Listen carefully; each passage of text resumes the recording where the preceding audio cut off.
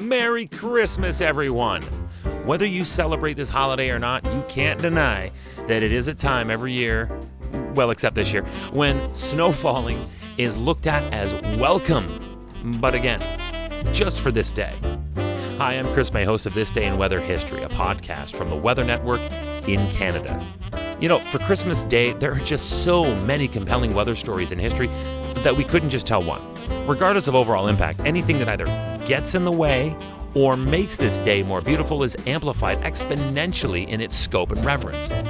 Today are all stories from December 25th, but sailing through the years, starting way back in 1776. This day in weather history. 1776. Snow on the Christmas day is what everyone dreams of and prays for and sings songs about. But in 1776, a heavy snowstorm beat up and battered the U.S. East Coast from North Carolina to New York, dumping a reported 2 feet or 60 centimeters of snow from central Virginia to central Maryland in only 24 hours. This storm is famous for the painting that depicts it. You know it. We've all seen it. Most of us have probably even studied it in school.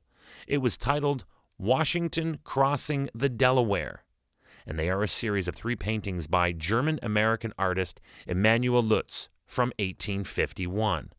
These paintings were to commemorate General George Washington's crossing of the Delaware River with the Continental Army on the night of December 25th through the 26th, 1776, during the American Revolutionary War through this storm. Here's another one from 1776. Thomas Jefferson. Hey, remember our June 29th episode of this podcast? It was then in 1826 when Thomas Jefferson would make his final weather log entry. He was quite possibly our first meteorologist, or at the very least, our first serious weather nerd. But on December 20th of 1776, he noted in those logs that he kept that the first winter snow of that season fell. The snow wouldn't last. It was too little and it quickly disappeared. But that wasn't the end of it. On Christmas Day, the temperatures dropped to 30 degrees Fahrenheit. That's also -1 Celsius, accompanied by 22 inches or almost 2 feet of snow. Now, no confirmation of this, but it is believed that Jefferson, waiting for the snowfall, raced into his garage, grabbed his GT Snow Racer to get out for some tobogganing fun. 1836. Minnesota, no snow and cold. After all, it's why they moved the Twins baseball club from a domed stadium into an outdoor park or... Oh, wait. No, that's not exactly how that went. Back in 1836, from December 24th through the 25th, Fort Snelling, Minnesota experienced an intense cold snap that saw the temperature free fall 40 degrees Fahrenheit in only 10 hours, landing at a painfully miserable -28 Fahrenheit or -33 Celsius, and that happened by the time the kids got up to open their presents from Father Christmas. Remember, they didn't have Santa Claus then. Yeah, we'd need Coca-Cola for that, and they wouldn't come into being until 1892. Look it up. True story. Anyway, 1914. The First World War had been raging on for only 4 months, and already it was bitter and bloody and inhumane. The fact that we were now knee-deep into winter, literally in some places, didn't help at all. The weather that December was cold and wet. Soldiers were already scarred from their first taste of war at this level, and now they were dreading having to spend Christmas away from home. Then, a Christmas miracle. On December 24th, Christmas Eve, soldiers from both sides put their weapons down, stepped out of their trenches, and in a very surreal moment of peace, enemy would meet enemy between the trenches. Now, because it was not an official truce, this pause in the fighting was not observed everywhere, but still, there were many truces along the Western Front that Christmas. 1969. A major snowstorm struck the mid-Atlantic of the U.S. and carved up the Northeast. Montpelier, Vermont, recorded 39 inches. That's 100 centimeters of snow. Almost 30 inches or 76 centimeters fell in Burlington, Vermont, which was a single storm record for the state. 1974.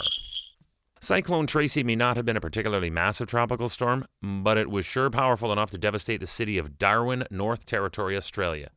From Christmas Eve to Boxing Day that year, it whipped up a frenzy and caused extensive damage. The good news?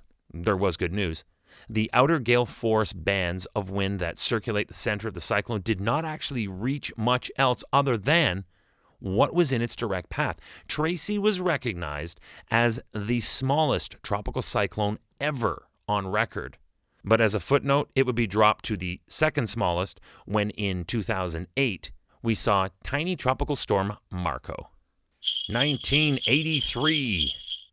This would go down in the history books as the coldest Christmas day of modern history for the central and eastern United States, and it was widespread. More than 125 cities reported individual record low temperatures for that date, with 34 of them recording all-time records for the month of December. In Huntsville, Alabama, the temperature plunged to -1 Fahrenheit. That equates to -18 Celsius. And in Galveston, Texas, they dropped to a steer-shocking 14 degrees Fahrenheit. That equates to -10 Celsius. Brr. That'll freeze out a backyard barbecue party. 1988. Las Vegas, Nevada reported snow on the ground for the very first time ever. And then, in 1989, we had a white Christmas in Florida. 1 to 3 inches, that's between 3 and 8 centimeters of snow, fell in the Panhandle, with Tallahassee picking up a trace of snow as well. This was the first time that had ever occurred on Christmas Day. Even Northeast Florida experienced their first white Christmas ever. You can imagine the pandemonium. Airports and interstate highways were closed until the snow melted because they simply don't have snowplows, obviously. Snow and ice pellets were reported as far south as Sarasota and Melbourne. And the Sunshine State also dropped to new record morning lows on Christmas morning. So, while kids in Jacksonville, Florida were scrambling for what they could find with their name on it under the Christmas tree, Mom and Dad were either stoking a fire or reading about what this invention, the furnace, is all about, because it was -5 Fahrenheit out. That's -20 Celsius in Jacksonville, Florida. Much further south, in Miami and Miami Beach, they equaled their all-time December records with lows of 30 and 33 Fahrenheit respectively, also known as between -1 and 1 degree Celsius. Again, we're talking about Miami, Florida. People in the north go to Miami at this time of the year to get away from temperatures exactly like that. 1998. The Christmas ice storm. This was another major ice storm. This one struck central and southeast Virginia beginning on December 23rd and lasted through the 25th, Christmas Day.